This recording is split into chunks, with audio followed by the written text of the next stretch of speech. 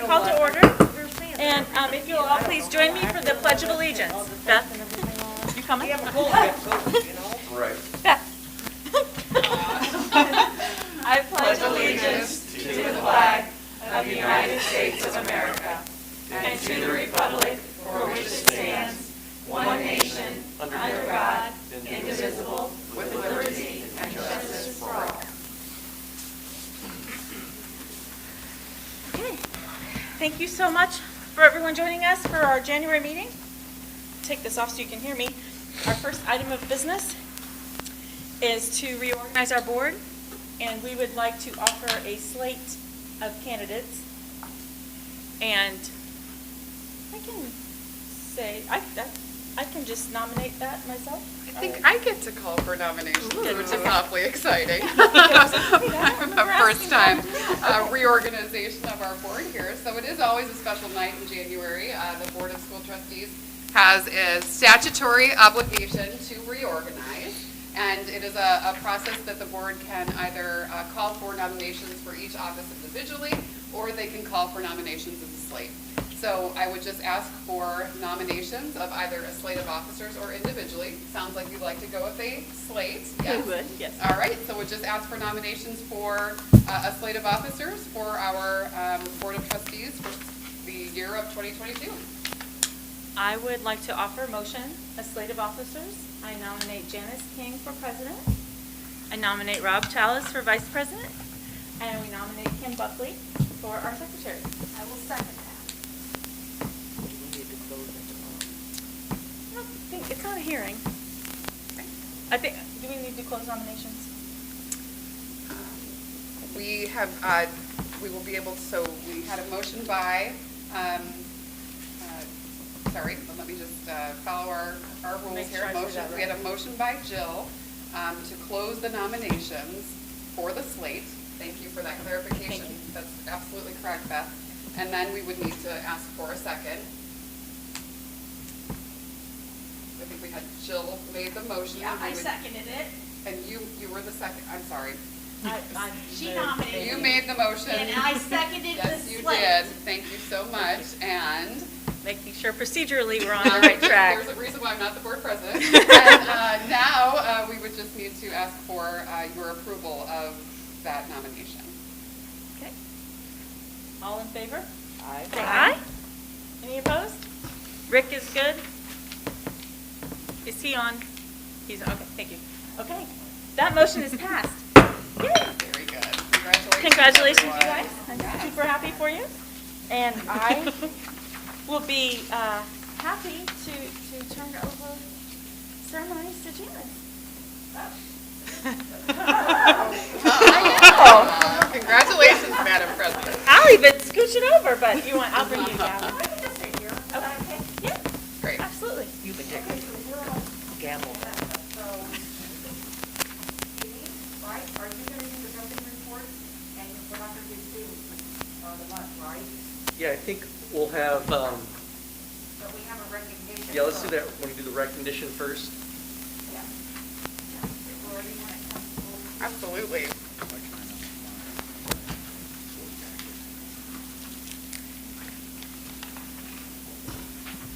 Want everybody to know that I put together a committee trying to help raise funds for the Veterans Memorial. And these people are ready to step up for their class of 71 to get that started for the groundbreaking donors for the memorial. And we sincerely appreciate your donors. And I don't know if you have one of these, but if you don't, you should. Okay, and so that nobody can have it, because anybody is a lifelong one and you all. Picture of the two of you and we're like this picture with you. Absolutely. Sure. Hey, Melanie, you might want to introduce. Yeah, let's do that. I mean, come up here, come up here, introduce yourselves. Maybe we can say a little bit about the Yeah, fundraising effort. stand up while you show this. Go ahead. Putting everybody on the spot tonight. Well, I just thought it was a really nice thing that you guys are trying to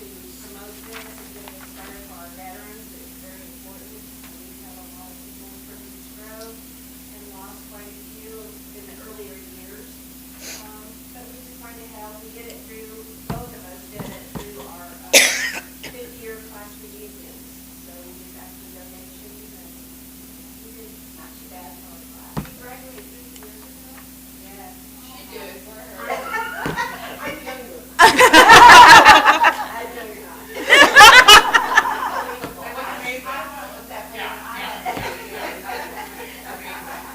Well, I had a little bit longer to collect funds because our reunion was supposed to be 2 years ago.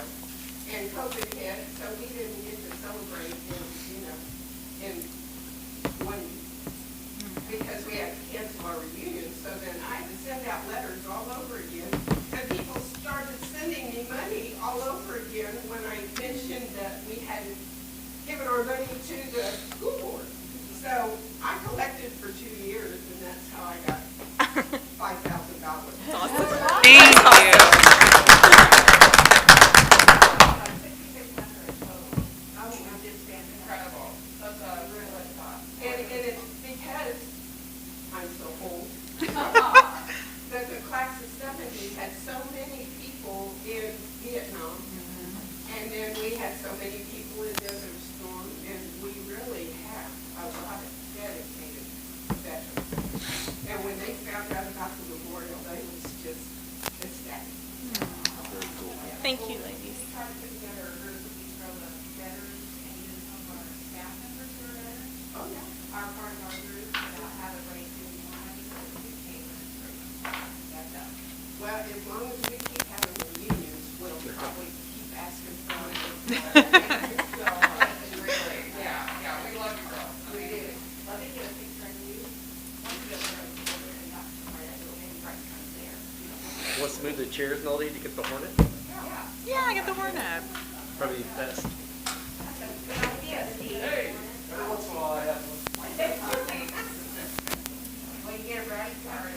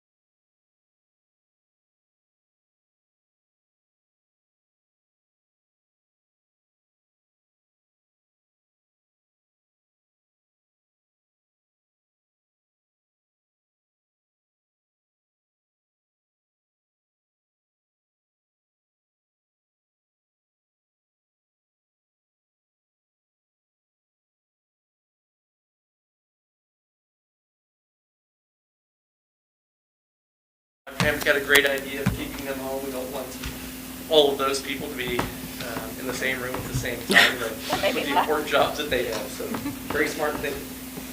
In regards to the curriculum update, I do have 2 updates that I kind of want to provide tonight. Not a lot from a student standpoint has happened curriculum-wise since our December meeting, but we have had some big things occurring from a teaching standpoint. Number 1, we did have a Safe Schools PD. Mr. Gearhart and myself, we got that organized, and our principals and staff did a great job. We did a rally point in reunification PD where they went out to the community. The teachers actually went out and saw areas that were designated as their rally points in case of a intruder into a building. And they went to those rally points that they had predetermined. And from that, they came back and gave feedback on, is this a good spot, is it a bad spot? And in many cases, those rally points were changed. And so then they also looked at kind of a reunification process, which is, after major trauma, having everybody come back and making sure everybody is reunified with their parents and understanding, how many people do we have, and so our principals did a great job of leading that PD, and our staff did a great job, being engaged and providing some incredible feedback on our reunification sites and rally points. As we know in our police department, in terms of reunification, and in some cases, even rally points, the situation will work with our fire department, police department, and get some insight on those, but teachers always like to have kind of a designated area that they know is a good place, depending on a certain scenario. So that's kind of what we did. We know that in case of an emergency, our civil servants will help us, find that area that is best. But I think it was a very positive event. And something else that's coming up, I just kind of wanted to update you on, because if you remember, we did move forward with the ALICE training process several years ago during COVID. And we've been training our staff, and one of the things that they're going to start doing next is training on barricading. Barricading, one of the options is to barricade if a situation is near and you can't escape. And so the staff themselves will be barricading. And in the near future, probably within this next semester, some of the older grade levels will be practicing with the kids. So as a board, we thought that was important that you guys knew that, and if any community members had any questions, that you were aware of that. But all of our buildings have at least one trained safe school specialist, and also one ALICE trained individual also who goes through the certified training along with myself and Mr. Gerhardt. We're also ALICE trained. So the nice thing about ALICE is ALICE was, as we talked about when we first came to this, it was developed by a group of educators and safety specialists and law enforcement officers. And so the training is very appropriate based on grade level. And so for like elementary kids, our K through 2 building, they have storybooks that go along with, I'm making good decisions, and kind of stranger, and how to make sure you're safe during a situation. So it's very age appropriate in the type of activities that they're doing. It's not a scare tactic, but just more or less being prepared. So Alice does a great job with that. But Mr. Gerhardt and myself just felt it was important that we kind of brought that back to the board, just let them know that we're kind of moving forward, and more teacher training. They've learned how to barricade doors. Each door has a barricade device, whether it be depending on the situation, they have little metal things that go into the concrete floors. Didn't we have a student develop those a couple years ago? Yes. We have straps on certain doors that don't have that ability. So every room has practiced these techniques. Another thing besides that, we still teach them to barricade, just to provide as much impedance to somebody trying to enter the building or enter their classroom if that barricading is necessary. But again, the training just talks about, here are the options that you have. And you can't determine what each situation is going to bring. So we just have to give them the confidence that they know that what the options are if an intruder or a shooter were to come into our building. So just a reminder that we're dealing with that, and we have been doing this for about 1.5 years. And it slowed down a little bit with COVID, but we were still training our staff. But just want to let you know that we're kind of picking it up, and there is a lot of training going on to make sure that all of our kids and staff are safe in our building. So I just wanted to keep you informed of that process. Yes. Can I ask, is there a website or is there any literature that we can be given so we can kind of know what those processes are? Yes. If you look at ALICE, which ALICE. I was thinking I had ALICE training. Okay. It'll just come right up. Yes, it will. I can definitely Thank you. pull together some content for you. And I forget sometimes things that we talked about before I was here. you joined us. we will do that for sure. And we could have, maybe at one of the future meetings, kind of have each building kind of provide some examples of the things they're doing in their building, so you can kind of see the age appropriateness of it. That'd be great. Yeah, absolutely. The second thing I want to talk to you about tonight is one of the most exciting things that's kind of hit Beech Grove City Schools in many years, and that's the TSL grant. And as you know, Mary Story is our project coordinator and has been doing an incredible job getting us moving forward. And she has spent a lot of time on this. And a couple days ago, her and I worked for several hours on kind of finalizing. This is a rough draft, but these are kind of the goals of our grant. And this is what we just turned in last Friday to the federal government. So if you look at the strategies and activities, those are kind of our goals. The middle column is what we're going to do, what we will do, and then the final column is, what will hopefully be accomplished as a result of that. So when you look at our 5 goals of our TSL project, a lot of these are directly related to kind of our strategic planning. We want to create a clear vision for human capital management. This is strategy 1.0 on the far left there, in which we improve and align, engage stakeholders, and create a multi-year plan. And you can see the outputs that we want to do. We want to hire an instructional leader. The ILT team, which we had 45 staff members apply to be part of the instructional leadership team. We're very excited about that. We had a great turnout. It's amazing. Yeah.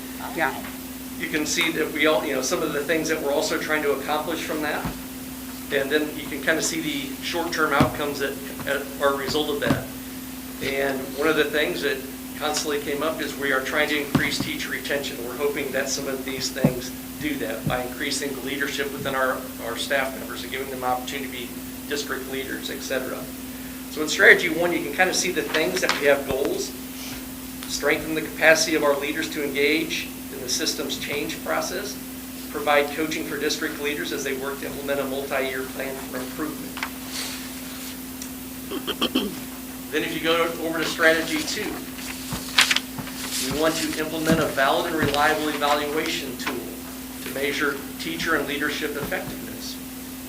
And you can see what we're going to do that. Our goals are to train and annually certify observers. And in that middle column, it tells us kind of what our goal is to achieve that.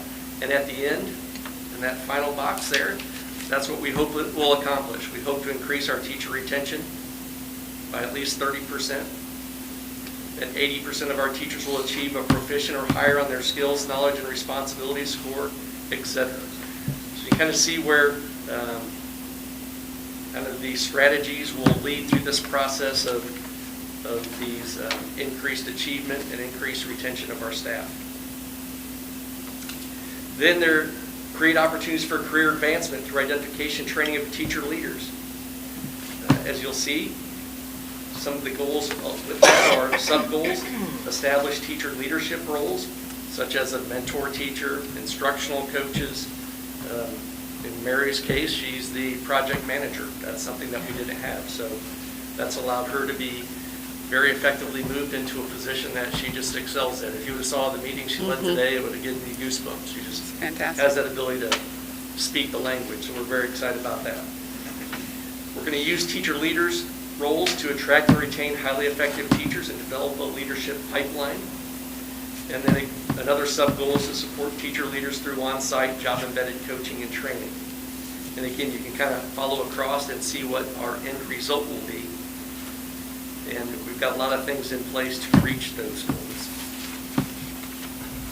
Another thing, strategy 4, is kind of the implementation of job-embedded collaborative professional learning for teachers. This whole TSL grant just flows right into that with the weekly collaborative learning environments that we'll have through the PLCs, and clusters, and we'll provide robust professional development. That's one of the things that we've done very well in the past. We want to continue to build on is provide teachers with that professional development. When teachers leave, they often come back and say, I'm not quite supported as much as I was in Beech Grove. And although we've kind of been doing it kind of partially, kind of on our own way, this TSL grant is just going to allow us to just really go in and hammer it in just a very positive way from all angles. So we're just extremely excited about that. And finally is that performance-based compensation system. And that would be for teachers, teacher leaders, and school leaders that advance the district and school goals and initiatives. One of the things that our teachers told us is that they wanted to be compensated more. So this TSL grant allows for that. And, it's exciting to see teachers being able to earn some of those compensations and stipends based on the hard work that they do in the classroom. So that's the exciting piece of this TSL grant, is that teachers can be rewarded for that hard work that they do in the classroom. So these 5 goals we really feel fit into some of those kind of strategic plannings and those conversations that our teaching staff and our Beech Grove City School community and educational community have had to our board, our school board, and us as district leaders. So we're just very excited that this TSL grant has the ability to really help us reach those goals and support our teaching staff and our administrators.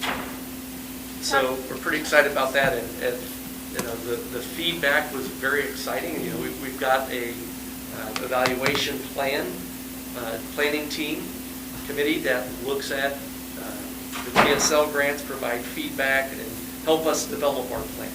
If you remember in our previous rollout, we were working with NIET, and they were telling us what to do. Or in this grant, we're in charge, and we have brought NIET on to help us with the implementation of this, but we have a lot more local control. So I think our teaching staff and our people that have been involved so far are excited about that opportunity, because they've had a little bit more voice into making some of those decisions. And so it's really turned into kind of a positive process. It started a little rough beginning as people working through things, but it's become a very positive process, and we're excited about moving forward with it. So we're looking at the next big thing is we're going to be starting the hiring process of these ILT members, our mentors and our instructional coaches. And it's probably going to take us 3 solid weeks of interviews, many hours after school and during some prep times to get that done. But we're hoping that within 3 weeks we have our team put together, and then some of those team members will be if COVID's kind to us, we'll be going to Dallas in March to start training. And so it's kind of an exciting time in Beech Grove City Schools. So kudos to Dr. Hammock and kind of getting us back on track and, with that opportunity based on her Brown County success. So it's great to have them coming to us and talking to us. So lucky. I do have a question. Yeah, absolutely. In you going through these goals, a lot of these sort of things are kind of matching up to the survey that was done in the fall. Yep. Correct. You're right. Either by happy accident or It's very intentional. Yes. Full thought. Good connection, So Jill. does Mary have access to this data, and we're going to continue to sort of Take hope that. the two of these things support each other? Absolutely. I That's think exactly that's- right. Yeah, this is very exactly intentional. what we wanted to hear. It's very intentional, but again, this TSL grant, the reason that, Dr. Kaiser was so, enamored by this and how this really fit into our goals of a district. Sure. And as you know, over several years, we've kind of had to work our way through some kind of half implementations. So that's why I think Dr. Ham is excited as we are. It fits directly into some of those concerns that our staff member has and Yeah, I think can that's help right. address some of those issues. So it's nice that they both fit so well together, and we're excited about that. So. Absolutely. And how many people are getting on the team itself, or? That's what I was going to ask. How many teammates per building? 32. I think it all depends, but in the past, we've had probably around over 30 people involved in this. So you might see 6 per building. 5 to 6 per building, depending on the size of the building. Some may have an instructional coach and maybe 4 or 5 mentors. Some may have 2 instructional coaches, like a high school, and 6 or 7 mentors. And we kind of have an idea based on our funding, what we can afford, but we're also just making sure it's the right fit with team members. So we haven't really solidified an exact number yet, but it's going to give a lot of people an opportunity to step up and have that. That's the other thing I was going to ask you. Are the interview panels through different schools are interviewing, or is it only being interviewed within that specific? A little bit of both. What we're going to do is we'll have Dr. Hammock and myself, one of us will be at every one of the interviews, all of our principals. We have a member of the CTA that will be present at each one representing, and they'll provide, they're more or less there making sure that the process is going in the right direction and being transparent. But we're going to have the principals, some teachers that actually applied said that they would be willing to move to different schools to be on this committee. So let's say that Rob wants to work at K-6. So when Rob was interviewed, we'd only have the K-6 principals. So we're trying to, our principals are busy, so we're trying to kind of limit the amount of time. Because if you think about it, with over 45 candidates at a half hour each, that's 22 hours of interviews. So And a half hour is not a very long. No. Them all, Yeah. And for the most part, we know them all. Yeah. So we don't have to really deal with all the little, tell us about yourself. We kind of know. So we have some pretty direct processes and tasks that they have to bring to us and explain. So there should be ample time to really get their, understand their knowledge base and their excitement level of doing this. Because it is a challenging job when you're observing and providing feedback to your peers. So it takes that person who has that confidence and skill set to do that. So, but it's also an opportunity for somebody who has potential to get those opportunities also, because there's a lot of coaching that goes along with it. So yeah. with those hired, those 30 that we put, is there a flat compensation for them? Or are they also off of a performance-based deal? All of it. Yeah, they will have a stipend at the beginning, and then they will also have the ability to earn compensation at the end, just like every certified staff teacher will. But the instructional coaches and the mentors will have time outside of the contract where they're planning and preparing for the clusters and PLCs. So a lot of that preliminary stipend goes to all that outside planning time. But yes, they are rewarded just like the others.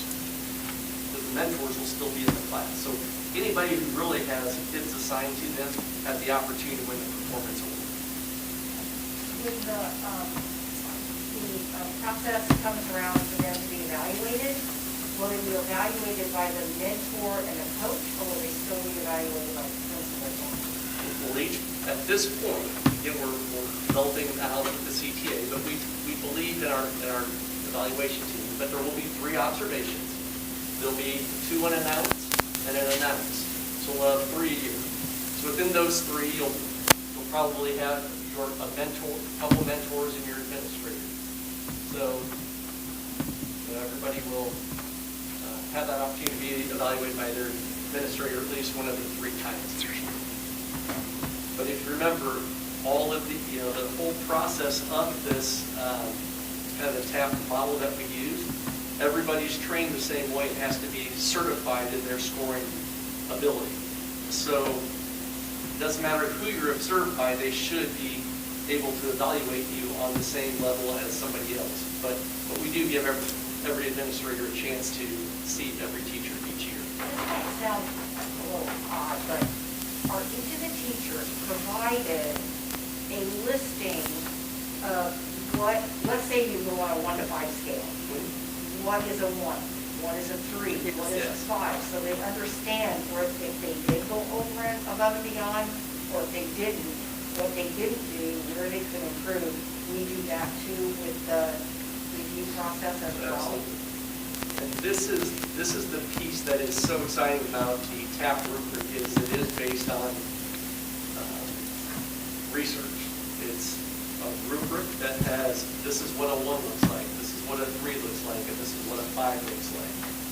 And our instructional coaches and our mentors spend a lot of time teaching the staff members what a 1 looks like, a lot of modeling, what a 3 looks like, what a 5 looks like. And so a lot of that professional development is learning the rubric. Because when you're learning the rubric, you're learning those strategies that make you an effective teacher. And so back in my day when I first started 29 years ago, it was just kind of a checklist. Good, very good, but there was no real rubric to go along with it. It was very subjective based on the evaluator. Or in this case, now I can say, your classroom management was, there's some classroom management issues. Let's take a look at some of those indicators that might help you with classroom management. And within that, you kind of see some of the different things, kind of the indicators or strategies that make someone a good classroom manager. And be coached on that. You can be, the instructional coach might go in and co-teach with them and model and show them how to do these things. So it's an incredible rubric, and again, something else as we go along we can share with you so you can see what that looks like too. So just like you, we're just kind of firing this up, and we'll do our best to kind of provide you with those same tools that our classroom teachers are giving us moving forward, so you can kind of understand what each classroom teacher is being exposed to. So it's a happening time. Dr. Hammond will attest to this. Yeah. We won't have to make any new hires at all. This is all that we learn. There may be some, because an instructional coach will not have a classroom. A mentor will still be in their classroom. So there could be, however, if any instructional coaches, 5 or 6. But obviously, as we've done, we've tried to, if we feel that we can move another teacher from another area to, based on numbers, doesn't mean we'll have to hire somebody, but if the numbers indicate that we need to, we would. But those funds are paid for through the grant. That's right. It's not like, yeah. It's a $5 million grant, so approximately about $1 billion a year. And up to, All of Mary, all the instructional coaches, fully funded, all of the stipends, fully funded, all of the performance-based compensation, fully funded. It's extraordinary. But that's only through until the end The- of the to grant. the end of the cycle. Once the Right. grant ends, That's right. Because that's something that we need to remember. Yes. Because we had to move teachers back into classrooms. That's right. And things like that. Sustainability plan, which starts day one. The day we received the grant, we started talking sustainability. Because with the, part of the issue with the old TAP process is we kept some of those That's right. teachers out of the classroom after the grant, after the money was gone. Yes. Yeah, I think that's a perfect example of, like Dr. Hammond said, we've been looking at that sustainability from day one. That's the first conversation we had, because that's where we failed last time. Right. And when you look at Mary, that position wasn't replaced. Myself, Rita, our other teams just kind of consumed some of the things that you guys have time for now. So that's a kind of a weekly conversations. How do we sustain this in the end? And Dr. Hammond's been doing a good job having those conversations. Great point. Okay. So that's all I got. That's a lot. If you have any questions, kind of take a look through that again. That first sides are the goals. The middle, the outputs are kind of what we're going to do, what we will do. And the very end is what we hope that it will achieve.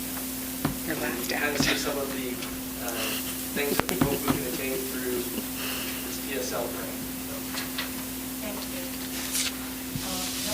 I'm going to hold on to I this. will not be as long-winded as Dr. Bear. It's a great report, Dr. Bear. Yeah, real quick. It was a great report.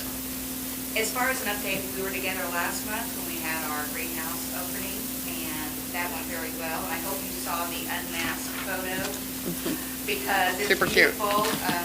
Great picture of you. That is with, and we need to be careful when we did it out in public, but I wanted you to see that.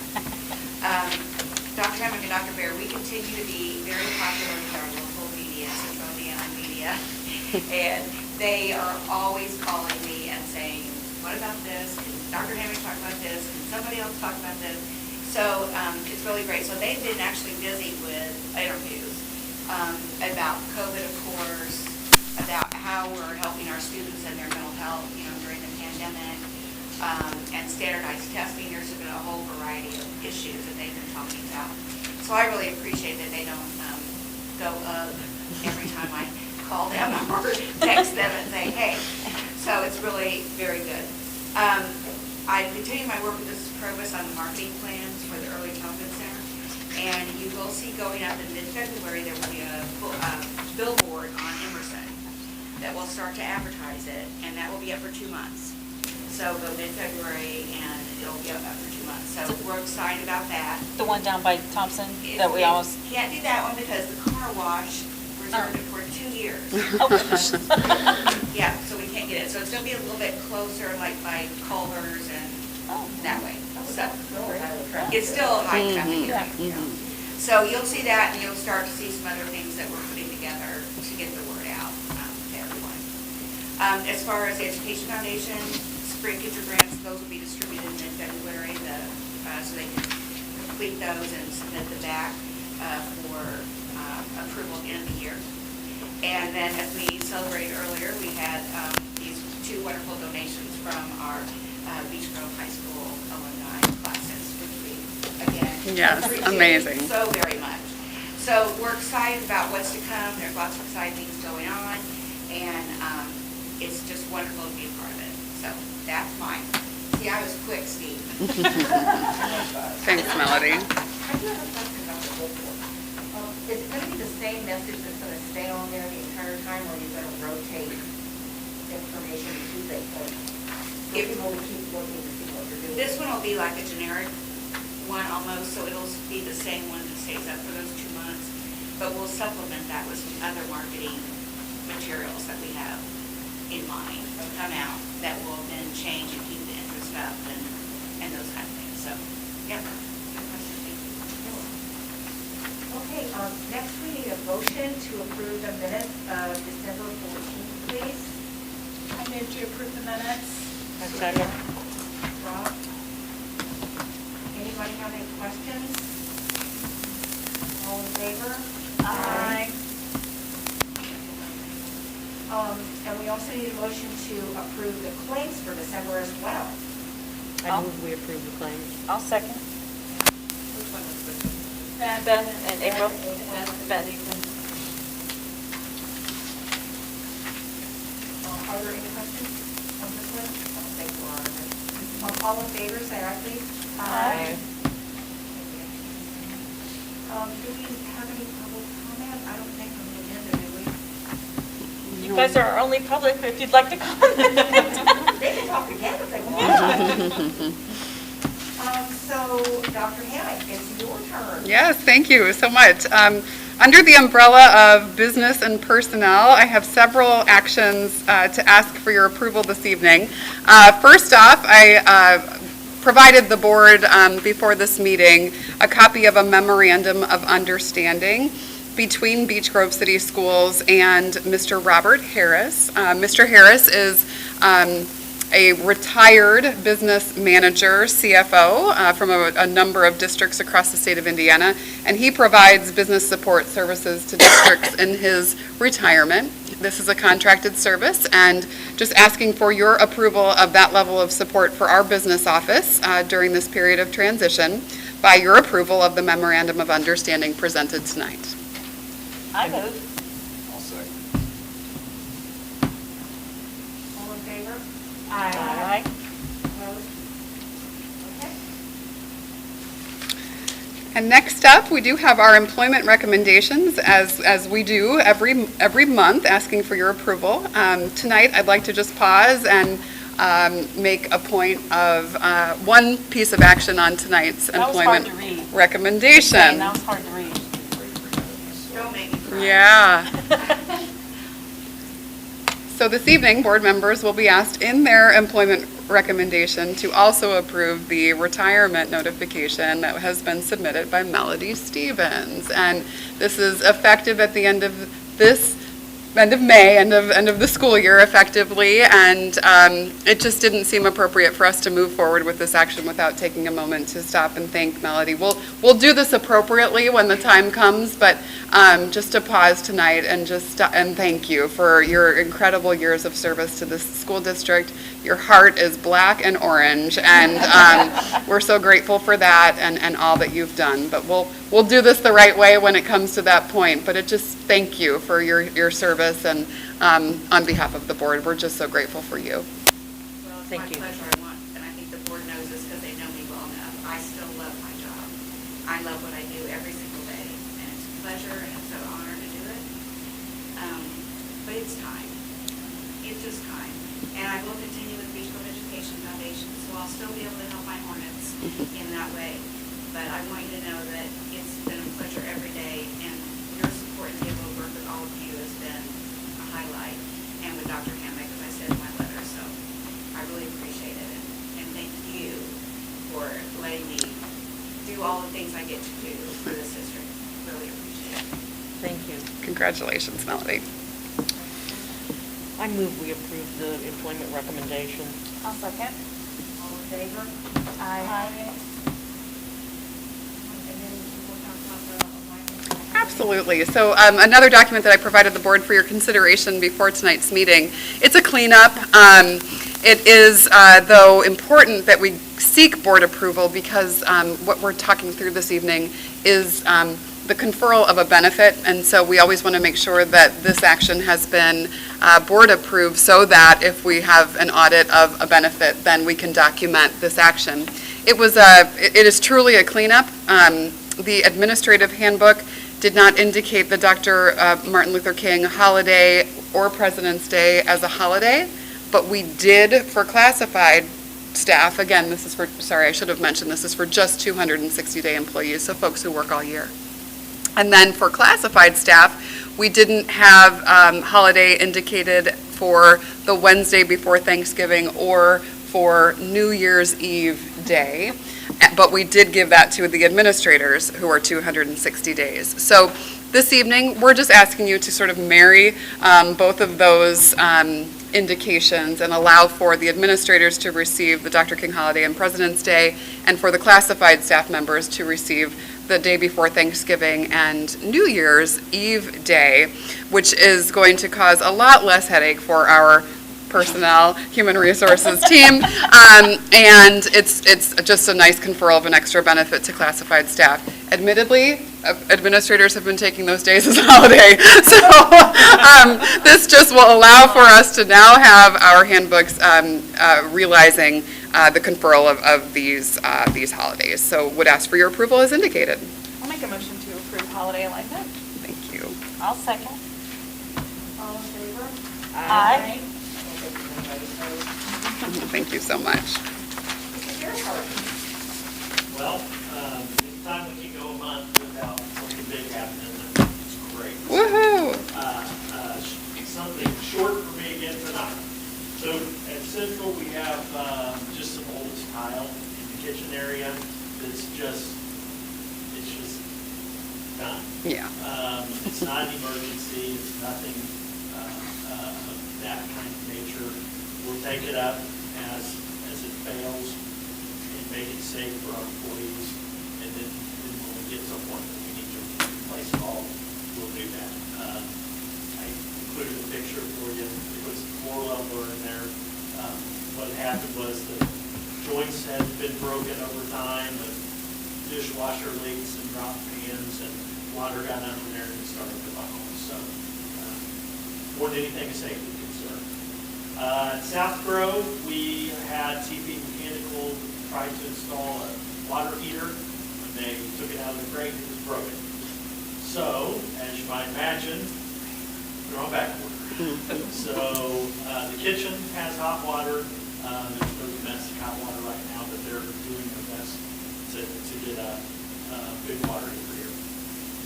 The middle school, I included a little bit some before and after pictures of that large group construction room that we converted. It was a science room. Nice. That took about 6 or 7 days to do. That was done by our contractor. We signed the contract with SCS down in Greenwood. On Friday, we will close on the Beech Commons property. And Dr. Hammack and Dale and I spent some time getting a tour and seeing what, they're on the septic. Something important for us to know and a well as we move forward and see what we're going to do with that property. Food service, we need to go through a referral or a renewal process for our food service management.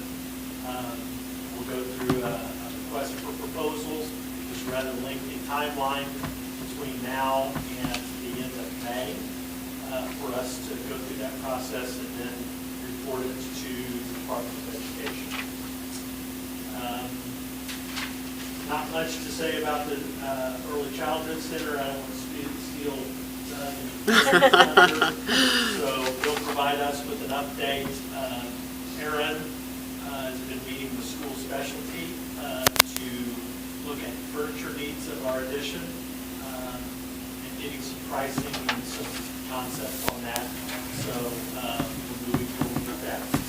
And then finally, any project that we have that exceeds the $100,000 threshold as far as construction goes is required to have an architect and or engineer. So I have included in my report a contract with Old McGuire and Shook. We will provide both of those services. They were recommended by SCS. And we knew that that expense was coming. That is a certainly qualifying expense under ESSER. So we don't have to have it because both of the remaining projects that we're going to do exceed that threshold. That's it for me. So there's a motion. I move to approve the professional service agreement with Old McGuire and Shook for architectural work. I'll second. All in favor? Aye. Guys, this is so hard for me. I said all in favor like 40 times. That's all I had to say. It's cool. You've done such a great job. I don't think we had any donations, did we? I saw fundraiser, but we didn't have it, so we can skip over that. But we do need a motion to approve the fundraiser. No motion. I'll second. I think it's popcorn for football? Yeah. It's so hard to tell who it is. I think. Rob and April. Rob and April. All in favor? Aye. Okay, now policy and guideline considerations. That's right. So just to remind the board that we are in catch-up mode for our Neola policy updates. So tonight, we'll ask you to hear what we call the first reading of the policy updates as indicated. That was some reading. I'm so sorry.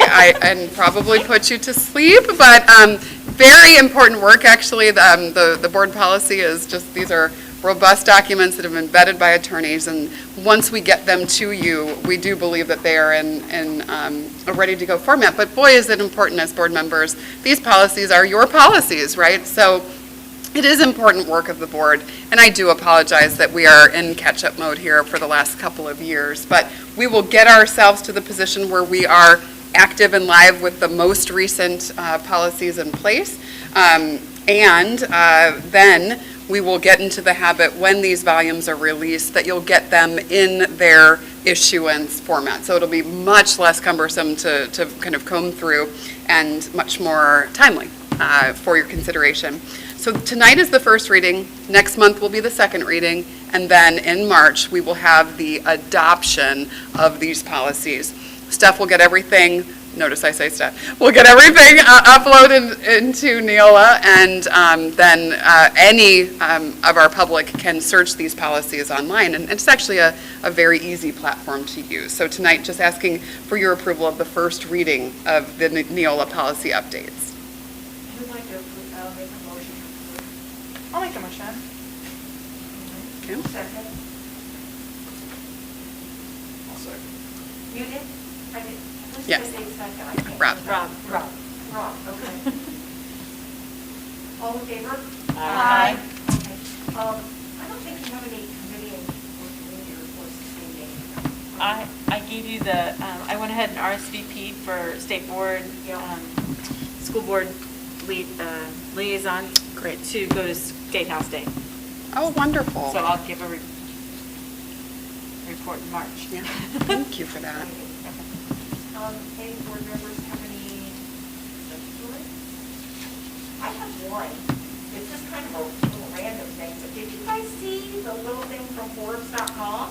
Yes. Beech Grove got rated 4th best city for Yes. new couples Amazing. to move to. I missed it. That's so special. Yeah. We'll make sure you get it. Yeah, I'll put that on my- Great, and up. It was really nice. It's an incredible thing, and That's yeah, awesome. reference the schools, it was lovely. Pretty cool. Steph sent that to me. Oh, great, thanks, Steph. Okay, well, that looks like we need a motion to adjourn. I'll make a motion. Okay. I'll second it. Oh, you're not done yet, we still have Board of Finance, sorry. All in favor? Aye. We'll just roll right into Board of Finance if that's okay. So another statutory requirement of the first meeting in January is for the board to convene their Board of Finance meeting. There are several actions that are required to be taken during this meeting. The first required action is the election of officers. It can seem like we just did this, and apologies because we did, but we have to go through it because this is a separate session of the board. So we do have an election of officers for the Board of Finance. Board members, you could change that if you wanted to, but most don't. But just so you know that you do have some options here. So would just call for a nomination for president of the Board of Finance for Beech Grove Schools. Can we just do a slate? You and do can. the same Yes. School that just got elected like we did last year? Absolutely. Make the same motion? Yes. Second it again. April and Jill. Very good. Okay. Thank you very much. Any discussion? Fine slate. All in favor? Aye. Motion passes. Congratulations and thank you for your service. Board members, I'm going to share with you right now a report. A part of the Board of Finance meeting that is required is for us to review together what's called the investment report for Beech Grove City Schools. Many thanks to Kathy Comodo for pulling this information for us. And I will get this to you all before I start talking.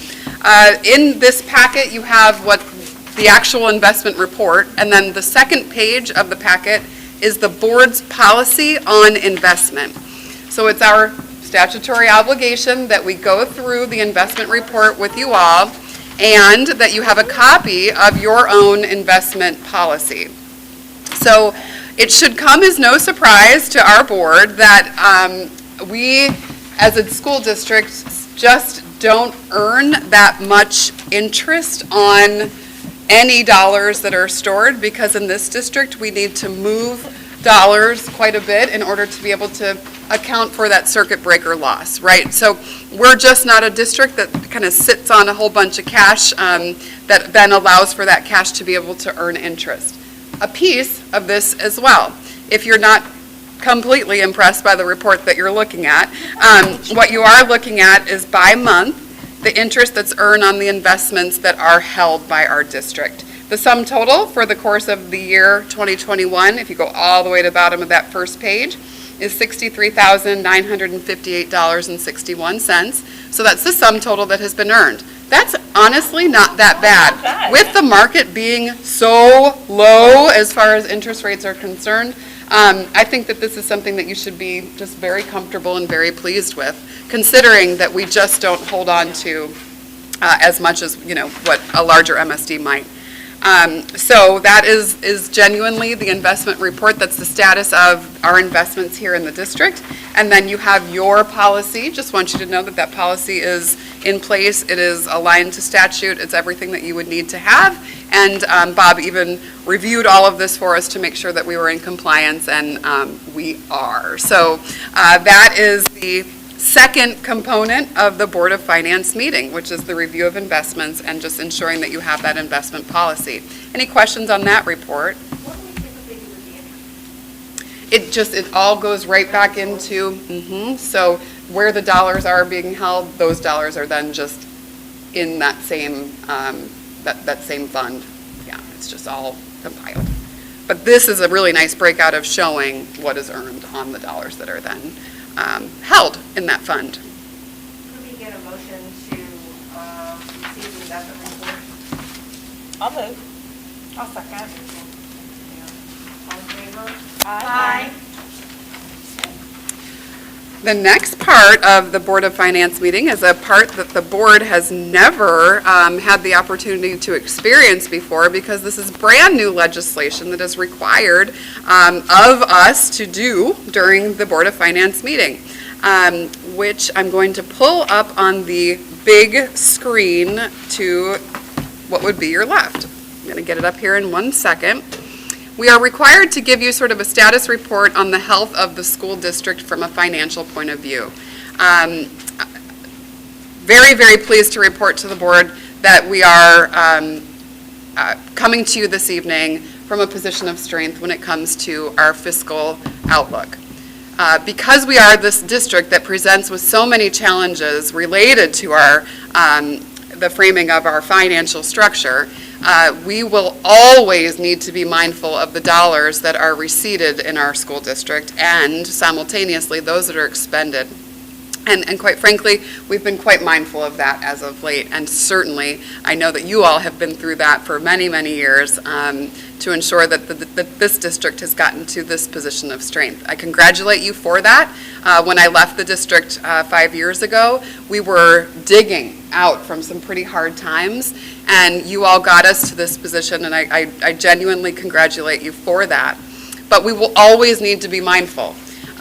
An unfortunate data piece that is a factor that is very much on my mind and should be on all of our minds is that our student enrollment is down this year. And you all know that student enrollment fundamentally informs the dollars that we receive from the state. So when you're down nearly 300 students, that really does affect our bottom line. We were caught up for the first semester in the month of November and December, and that showed, right? So it is something that is definitely on our minds, and we are certainly hopeful that February will notice a little bit of a bounce back. What you're looking at here is data that is presented by what we affectionately call the DUAB, which is about the worst acronym I've ever heard, but it is the Distress Unit Appeal Board, and they offer up every year what are called fiscal indicators of a school district. So you all can go to this site, as can the public, if the public is watching right now, and you can do a dive into the Beech Grove City Schools data for each fiscal indicator. The first one is just that. It's the average daily membership, which is our enrollment. And they don't have real time for 21-22 because we're still living 21-22. The blue is what you would see in your fall ADM, and the green is what you see in your spring ADM. So, and it's just a very tricky website, so forgive me. I will do my very best, because once you scroll, then it gets angry and that little banner comes up. But this, you can see what we're looking at here. This is just showing our average daily membership over time. We saw a real surge last year, and that was 100% because we were at least coming to school for parts of the year, right, in a modified format. Some school districts were not at all, and so we got a lot of students last year that we have unfortunately lost in 21-22. But we're working on earning all those hearts back to Beech Grove, and want to get this district to a position of where we are at least 3,000 students. I think that that's a really nice balance for us as an organization. The second piece, and again, I will send you this link so you can kind of have some fun, because what's interesting about this website, though it can be funny with that banner, you can play with it. So you can do some deep dives, and you can drill down if you want to look at just the education fund, if you want to look at any of the funds in real time, and even take a deeper dive into better understanding what informs that fund. You can play with it, and it can just be, really an exciting night to kind of spend some time, on all these pieces here. But it is truly what this one shows, and when we can actually evidence all of our funds, it has to think for a minute, and then it'll usually give you what you want. There we go. It shows you from year to year each of our funds, and it shows you differentials, right? So I want to just explain for you why 1920 is so different as compared to the years that are sort of leading up to it. That's when we changed our complete fund structure. So we went away from the general fund and we went to the education fund. That's why you see that dark blue in 16, 17, and 18 climbing up there, and then all of a sudden that turquoise, that's the education fund. It is really hard to compare apples to apples because you're not. This is apples and oranges right here. So 18 and 19, fundamentally different fund structures, but once we start now having 19, 20, and then certainly 21, we will be able to identify some trend lines here for us. That education fund, straight up, that is going to be informed by your state resources. So as the number of students go up, then you are going to see, you will see that line go up as well. The long and short of it is that we are always happy when the bars are above the line. The self-insurance fund is kind of evidencing below the line just because that's a reimbursable fund. So at the snapshot time of taking that data point, we had not yet reimbursed the fund. So dollars were out at that point. We don't have any concerns about where our self-insurance fund is. But it's always good to kind of ask that question, what's going on here, and get a better understanding of those particular funds. So that's indicator number 2, showing very strong health. This is a great one. This is your annual deficit and your surplus. So what you're wanting to make sure, your green bars there are your revenue. That's the cash that you're bringing in, right? Cash is green. And then your expenditures are the blue. You always want to make sure that the green is taller than the blue. Straight up, because you better have more revenue coming in than what you're spending. And thankfully, after some hard times, we've gotten ourselves to a position where in 2021 you will continue to see that the revenue will outpace our expenditures. And that's why every single staffing question that we're asking ourselves, can we fill this? Do we need to fill this? If not, we don't, so that we can continue to keep that balance in place. The next piece is the fund balances as percentage of your expenditures. So this is allowing, but this is good. This is good news. It's showing that we are continuously increasing our fund balances, and that's what you want to do. So as you see these percentages rising, that's showing that we are continuing to add to our carryover from year to year. So we kind of relate this to our own home, we're saving. So as you see those columns going up, we're saving more and more, and that's a really positive sign of a healthy school district there. There were years when, look at that, way down there, where we were so low, and this just really evidences that we're getting there, right? So congratulations. Revenue by type, this is a great one. This shows of the revenue that we receipt, where it's coming from. So when you see that the blue line, that's the bigger width of the total funds of which we're receiving, that's your state revenue. That's what we get from our tuition support. So it shows how much students matter when it comes to our bottom line. And then we have our operating, that's actually not doing what it's supposed to be doing right now. Hold on one sec. Operating referendum revenue as percent of total revenue. This is supposed to look much different, but it's being a little tricky for us tonight. So effectively what this shows is the percentage of our whole operating operations, what percentage of our operations are from our referendum. And I'm so sorry, but it's just not loading. That should say about 5%, which is the percentage of our operating referendum fund that contributes to our operating in total, right? So basically it's saying to you as a board, what percentage of the referendum informs the ability for this district to operate. So our referenda is a huge component of how we run our business, but when you look at the scope of what we do, about 5% is what we're leaning on there. And that's it. That's the end of it. So those are all of the factors for the fiscal indicators, effectively showing you the fiscal health of our organization. And we have statutorily checked that box for you all this year, but I'd love to answer questions if you have any. It was so exciting. Thank you. Bowled you over, absolutely. So that's step number 3, and we don't even need for you to do a motion on that one. We just have to memorialize in our minutes that we did the review. And Madam President, we are finished. Just need to make a motion to adjourn. I move we adjourn. Okay, meeting adjourned.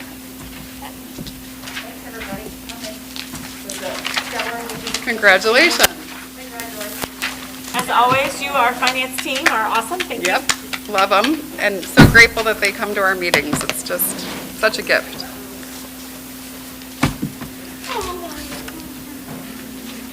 My mask is making me want to sneeze. Oh, I Sneezing is know. so frowned on now. I know, isn't that the truth?